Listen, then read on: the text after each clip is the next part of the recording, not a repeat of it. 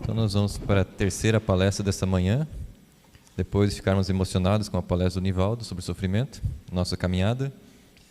Eu vou continuar o meu assunto, né? A período da manhã eu falei mais sobre o sofrimento, a origem, aonde ele se dá no nosso corpo e na nossa alma. E agora o Alexandre vai ficar um pouco quieto, vai deixar a palavra de Deus falar, deixar que Deus fale. Então, a origem do sofrimento, como eu comentei de manhã, é, segundo Deus, o próprio Deus revelou, o pecado. E lá no livro do Gênesis, capítulo 3, versículo 16 a 19, depois do pecado de Adão e Eva, vieram então as consequências. Uma espécie de maldição caiu sobre a humanidade, sobre toda a criação. Quanto à mulher, Eva, Deus disse assim: multiplicarei os teus sofrimentos em teu parto, e também os teus desejos te impelirão para o teu marido, e tu estarás sob o seu domínio. Aí vem toda aquela estrutura, né? Marido, chefe da casa. E quanto ao homem, Adão, Deus profere essa sentença: maldita seja a terra por tua causa.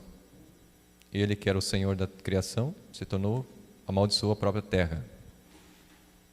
Por isso, vai tirar dela, da terra, com teus trabalhos penosos, o teu sustento todos os dias da tua vida. O trabalho vai se tornar penoso. Nós sabemos que os agricultores, para que ele tenha um alimento, ele tem que suar, mexer a terra, lavrar, plantar batata, plantar mandioca e esperar a terra produzir o seu alimento, né? E antes não existia todo esse sacrifício, esse sofrimento. Entretanto, essa é uma das consequências do pecado original, o trabalho. O trabalho se tornou penoso e sofrido. E, além do trabalho penoso e sofrido, a sentença da perda da imortalidade. És pó, e aos pó hás de te tornar. A maldição recai também sobre a morte física. Então essa é a sentença de Deus a respeito do pecado original. E o Jó, na Sagrada Escritura, no capítulo 7, versículo 1, ele vai dizer então que a vida do homem sobre a terra é uma luta. A ele coube como sorte meses de sofrimento e noites de dor. Então a Sagrada Escritura, como nós vimos, o sofrimento é universal, não tem quem fuja do sofrimento, né? Então, tanto Deus, os apóstolos vão falar para nós como nós devemos encarar o sofrimento da nossa vida. No livro da Sabedoria também vai dizer assim, a respeito dessa sentença da morte: não é acaso nossa vida curta e cheia de tristezas? Muitas tristezas. Para a morte não há remédio algum. Todos morrem. E Eclesiástico, capítulo 40, versículo 1. Uma grande inquietação foi imposta a todos os homens. Está falando da morte. É uma inquietação. Pense nos judeus do Antigo Testamento que não tinham a certeza da ressurreição. Eles achavam que a morte talvez fosse o final de tudo. Aí ele diz assim: desde o dia do nascimento até a sepultura, temores, medos e a apreensão da morte quando tudo se acaba. Entretanto, a Sagrada Escritura nos mostra que o sofrimento, apesar de ser algo desagradável, penoso, ele é necessário. Sem o sofrimento, não se demonstra a Deus o amor e não se sofre por amor.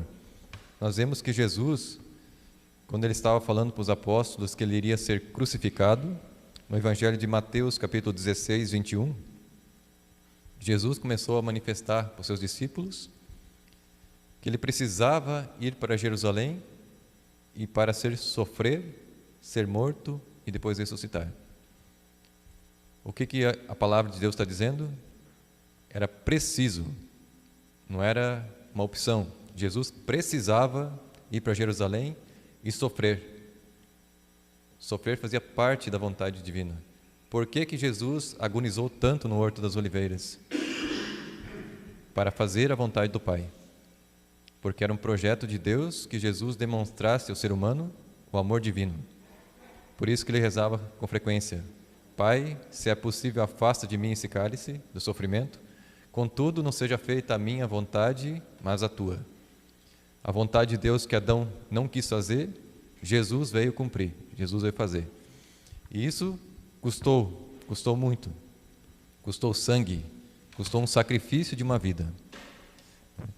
E, mais à frente, Jesus vai falar novamente para os discípulos, Mateus 17, 22, o Filho do Homem deve ser entregue nas mãos dos homens. Eles irão matá-lo. Novamente, Jesus usa a palavra deve. Significa que não era uma opção. Se ele quisesse fazer a vontade de Deus Pai, ele precisava passar pelo que ele passou. E depois, no livro do profeta Isaías, vai estar narrado, o profeta narra os sofrimentos de Jesus. Lá tem um texto bem, um capítulo 53 de Isaías, que vai falar sobre o servo sofredor, que é o Messias, iria sofrer. Já foi profetizado lá no Antigo Testamento, 500 anos antes do nascimento de Jesus, que ele ia sofrer muito. E tem um versículo que fala assim: ele, está falando de Jesus, era desprezado, era a escória da humanidade. Imagine o pior ser humano que você pode imaginar. Jesus era o pior. Homem das dores. Lembre que ele era Deus, né? Não era só um homem. Homem das dores, experimentado nos sofrimentos. Jesus sofreu, era experimentado no sofrimento. Aqui no livro da Imitação de Cristo, Thomas de Kempis, ele vai falar que Jesus, ele não era só simplesmente um sofredor na hora da sua paixão. Ele fala que Jesus não teve uma hora de sossego na vida.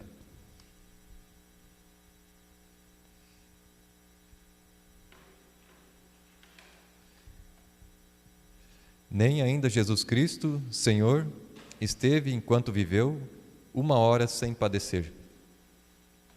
Toda a vida de Cristo foi uma cruz e martírio. E você quer que a sua seja descanso e alegria? Que pancada, né? Você quer viver no sossego? Quer ir para a praia, sentar na beira da areia, tomar um sol, tomar uma água de coco, comer uma lagosta? Se a vida do Cristo, de Deus, veio a esse mundo e não teve uma hora sequer de sossego, porque Jesus, sendo Deus, tinha ciência da maldade do ser humano.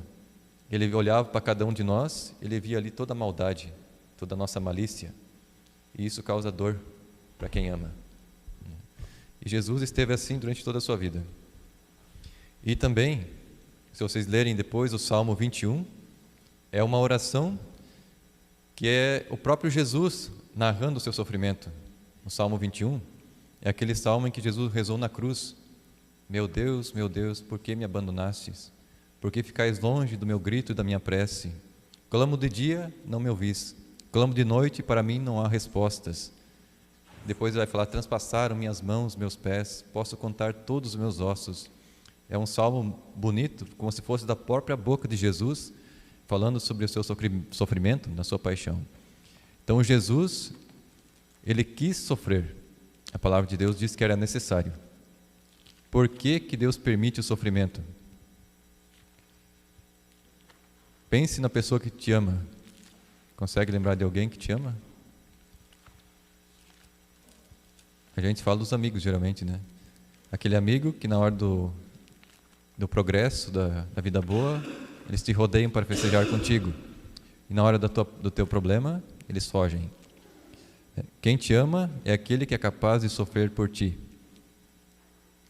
Por que Deus permite o sofrimento? Para que você prove que você o ama. Demonstre. Por isso que Deus prova. Sempre Deus prova os santos. Muitas vezes Ele tira as consolações da oração para que a pessoa o ame pelo que Ele é, não pelo que Ele dá. Ele te dá um monte de coisas, mas Ele quer que você o ame pelo que Ele é. Ele quer purificar o teu amor. Por isso que o sofrimento tem a função de purificar a nossa alma. Nós colocarmos as coisas no seu devido lugar. Não vivermos só em busca do prazer, mesmo na oração, mas nós buscarmos a Deus por Ele mesmo, fazer a vontade de Deus, né? Por amor. Como Jesus cumpriu a vontade de Deus, não no sofrimento, não só no prazer, quando estava transfigurado, mas também naquele dia em que Ele agonizou no Horto das Oliveiras. E Jesus, Ele sofreu, Ele é o Mestre, e nós, como discípulos, somos convidados também. Jesus, então, Ele vai fazer uma proposta. Se alguém quer me seguir, renuncie a si mesmo, tome a sua cruz e me siga. Perceba que, além daquele sofrimento normal que todo ser humano passa, ser discípulo de Jesus acarreta mais consequências, mais sofrimentos, além do normal. Primeira coisa, renunciar à própria vontade. Você vai ter que aderir à verdade de Deus, à verdade do Evangelho, e sofrer as consequências por ser discípulo de Cristo. Carregar a sua cruz. E essa cruz, muitas vezes, como diz o Papa João Bento XVI, é ser passado por ridículo, que hoje a sociedade nos considera ridículos, né, ultrapassados.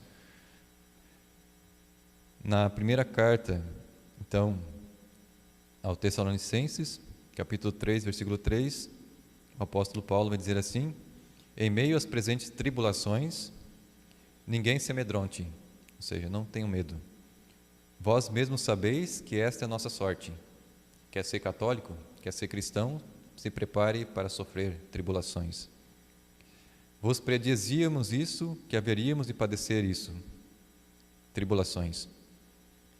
E o que padeceram os discípulos? Perseguições, foram caluniados, expulsos das igrejas, foram presos, açoitados, muitos foram mortos por permanecer fiéis a Jesus Cristo. Então, sofrimento a mais por permanecer fiel à palavra de Deus, ao Evangelho. E nós somos convidados a cumprir também essa missão. Na segunda carta a Timóteo 3,12, o apóstolo Paulo continua dizendo: todos os que quiserem viver piedosamente em Jesus Cristo terão de sofrer perseguições.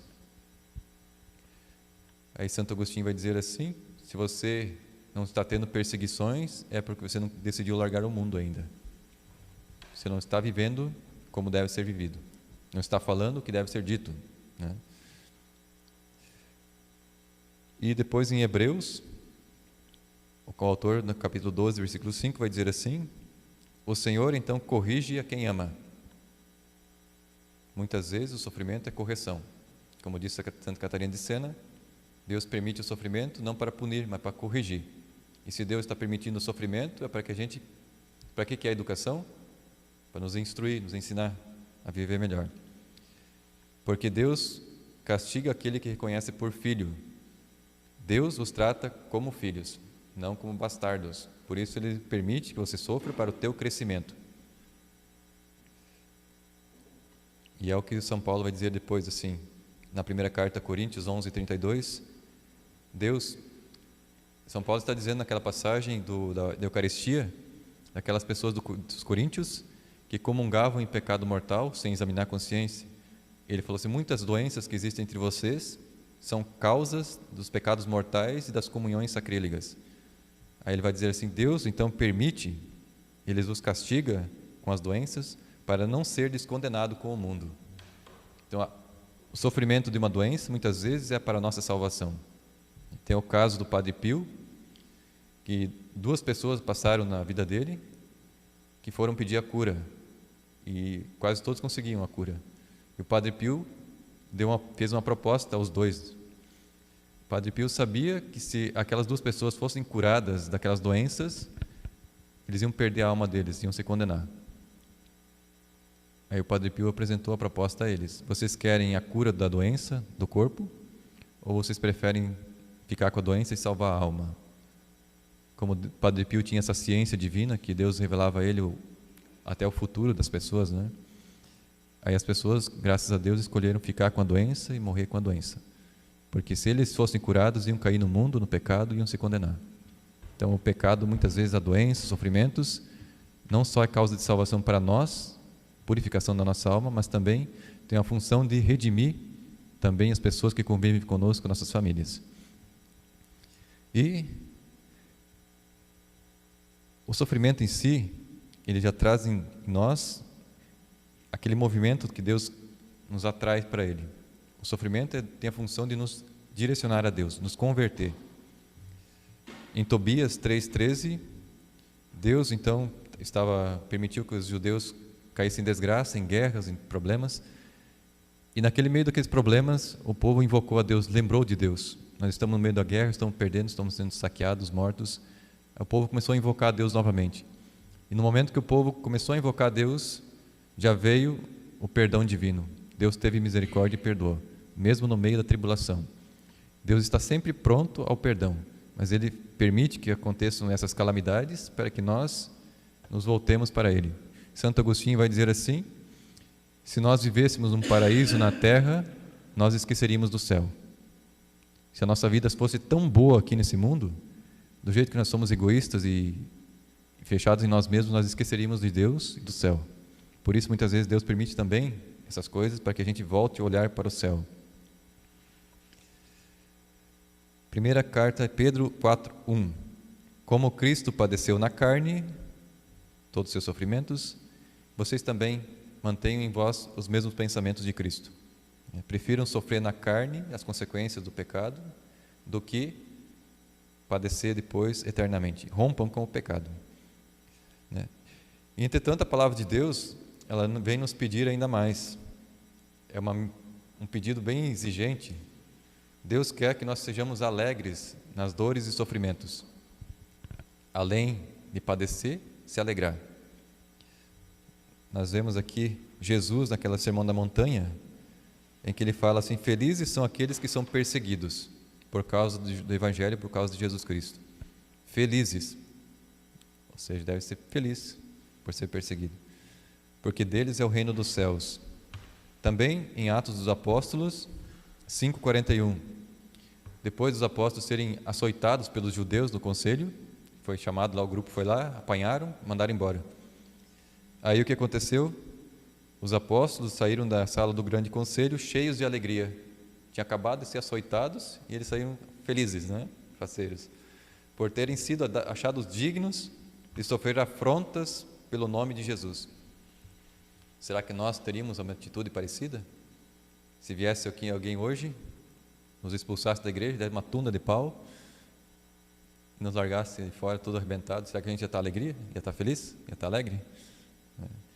Precisando melhorar a nossa fé, na carta de São Paulo aos Romanos, capítulo 8:18, São Paulo dizendo: tenho por mim que os sofrimentos da vida presente, de agora, não têm proporção alguma com a glória futura que nos deve ser manifestada. Ou seja, nós vamos sofrer um pouco aqui, mas ele fala que o nosso sofrimento aqui é mínimo em comparação com a alegria que vem depois. E nós sabemos que o apóstolo Paulo não foi um coitadinho que sofreu pouca coisa, Na segunda carta aos Coríntios 11:23-27, São Paulo vai narrar um pouco das suas dores, dos seus sofrimentos.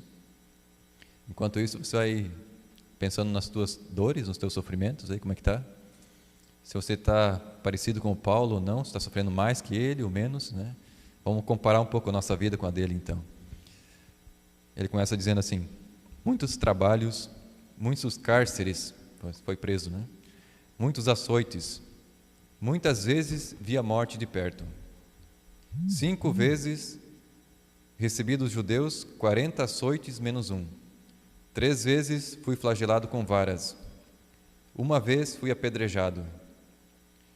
3 vezes naufraguei. 1 noite e 1 dia passei no abismo.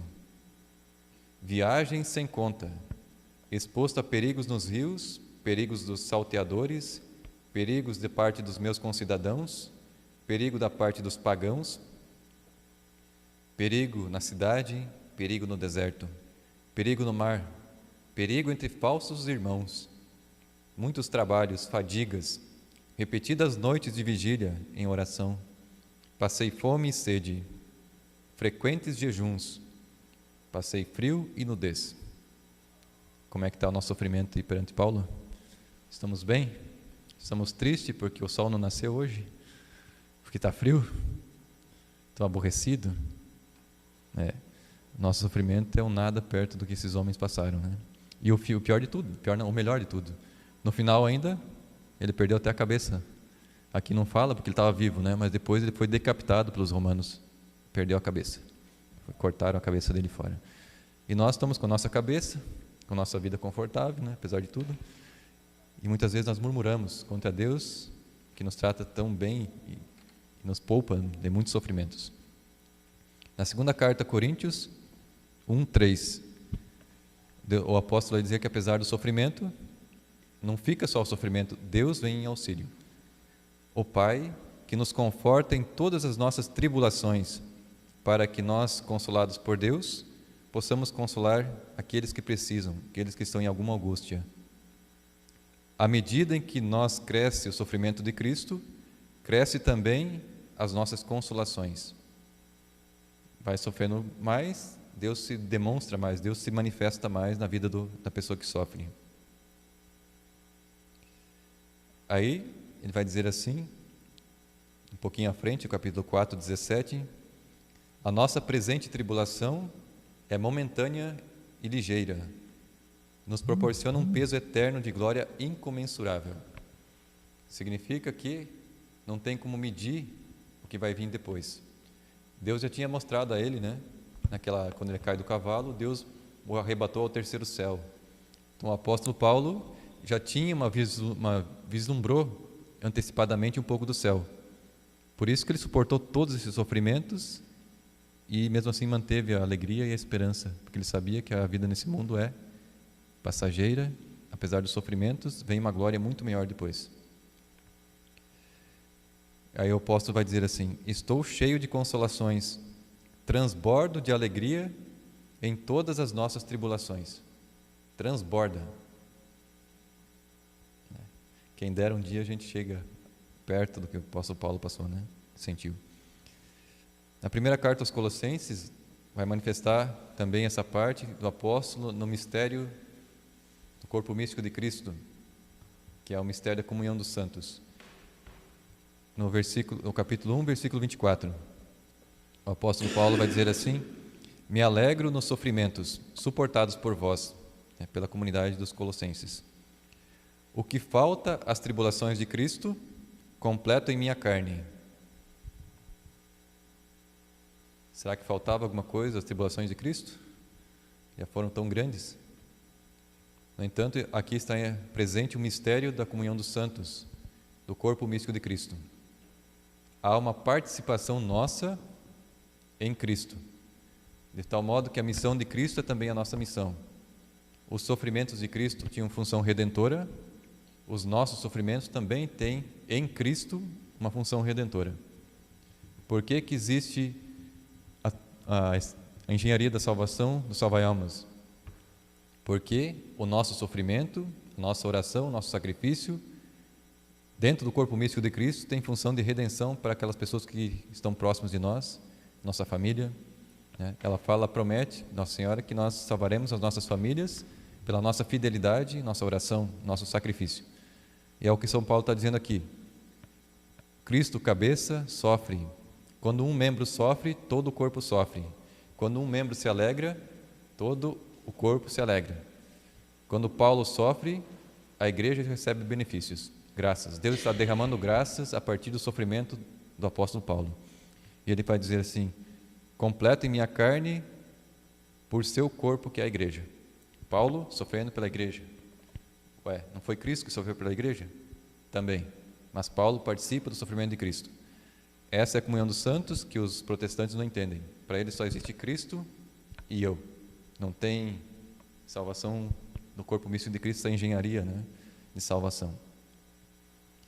E em Hebreus, os hebreus que haviam se convertido do judaísmo ao cristianismo, o apóstolo Paulo vai dizer assim: vocês não só se compadecessem dos vossos irmãos que foram presos, mas vocês aceitaram com alegria a confiscação dos vossos próprios bens. Então os hebreus, que se tornaram cristãos, abandonaram o judaísmo, foram presos alguns e outros perderam sua casa, sua terra, seus animais, foram confiscados pelos judeus. E o apóstolo Paulo vai dizer assim aos hebreus: e vocês, no entanto, aceitastes com alegria perder tudo. Por quê? Porque vocês tinham a certeza de possuírem riqueza muito melhor e imperecível no céu. Será que nós suportaríamos perder tudo? Nossa casa, nossos bens? Eles aceitaram com alegria. Também Tiago, no capítulo 1, versículo 2, considerai que a suma alegria, meus irmãos, quando passais por diversas provações. O apóstolo Tiago está dizendo, suprema alegria, suma alegria, passar por tribulações. A gente vê que, para o cristão, o sofrimento é como um tesouro, um presente, um dom. À tarde eu vou falar sobre os santos, eles vão falar justamente sobre isso. O sofrimento é uma graça muito grande para nós. É um tesouro que, se a gente souber usar ele, traz benefícios de redenção, de salvação, de cura, para muita coisa. E, agora para concluir, o apóstolo Pedro, na primeira carta, capítulo 2, versículo 20. Se é por ter feito o bem que sois maltratados, e se é suportardes pacientemente o sofrimento, ter paciência, não murmurar, não se queixar, isso é coisa agradável aos olhos de Deus.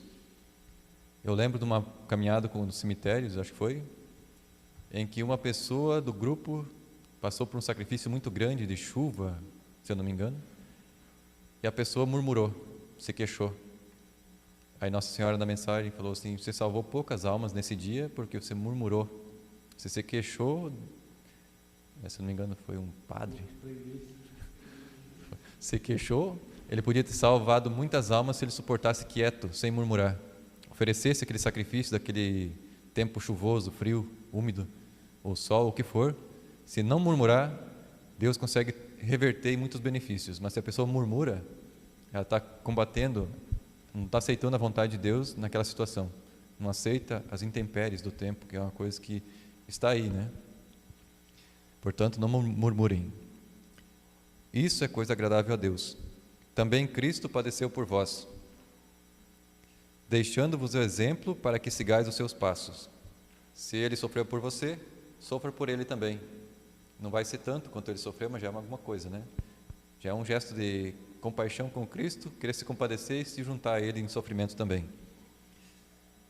Como diz a imitação de Cristo, muitos gostam de participar de Cristo na ceia, né? Mas ninguém quer participar na cruz. Para festejar a gente se une bem, né? Na hora de sofrer, ninguém se apresenta. Cristo deixou-vos exemplo. Ele foi ultrajado e não retribuía com ultrajes. Foi maltratado e não ameaçava quem maltratava. E no capítulo 4, versículo 12, Pedro vai dizer assim, não vos perturbeis quando estiverem no meio do fogo da provação, que é penoso, é difícil, mas mantenham a paz. Alegrai-vos em ser participantes do sofrimento de Cristo, para que vos possais alegrar e exultar no dia em que for manifestada a sua glória. Se fordes ultrajados pelo nome de Cristo, bem-aventurados sois vós. Se alguém vos xingar por ser católico, por ser cristãos, feliz de você, porque também fizeram isso com Cristo. Se padecer como cristão, não se envergonhe. Glorifique a Deus por ter esse nome, cristão. Então essa é algumas passagens da Sagrada Escritura que eu queria que Deus falasse para vocês hoje, né? Já que o tema é o sofrimento, nada melhor que o próprio Deus em sua palavra nos dizer. Só mais uns trechinhos bem breves aqui da imitação de Cristo. Tem um capítulo inteiro em que ele fala sobre o sofrimento, sobre a cruz. Quem quiser comprar esse livro, que é maravilhoso, né? Ele vai dizer assim sobre a cruz, a nossa cruz. Por que você teme a cruz, a sua cruz, se ela é o caminho para o céu? E assim também, a cruz está preparada para ti e te espera em qualquer lugar que você for. Porque ele vai dizer, qualquer parte que você vá, você não pode fugir de si mesmo. A cruz está em ti.